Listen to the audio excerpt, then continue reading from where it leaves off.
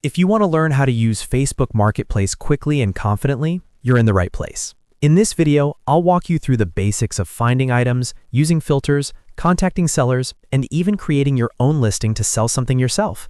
Facebook Marketplace is one of the easiest ways to buy and sell locally, and once you understand the layout, it becomes very simple to use. If this tutorial helps you, make sure to hit the like button and subscribe for more easy step-by-step tech guides. Let's start with buying items. First, open Facebook and click Marketplace on the left side of the screen. Once you're inside Marketplace, you'll see a search bar at the top. This is where you can type in exactly what you're looking for, like a laptop, sofa, bicycle, or phone. Using the search bar saves time and helps you find relevant listings faster. Next, take advantage of the filters. Facebook Marketplace lets you narrow down results by location, price, and category.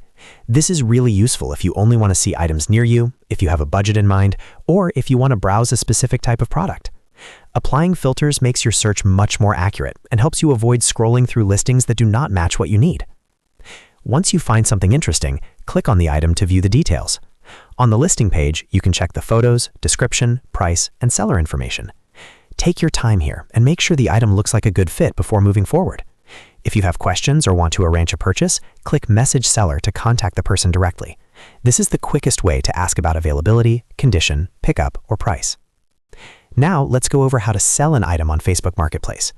To begin, click Create New Listing. From there, choose Item for Sale. This tells Facebook that you want to post a product for buyers to see. After that, upload clear photos of the item. Good photos are very important because they help your listing stand out and make buyers more likely to trust what you are selling. Then enter the title, price, and category.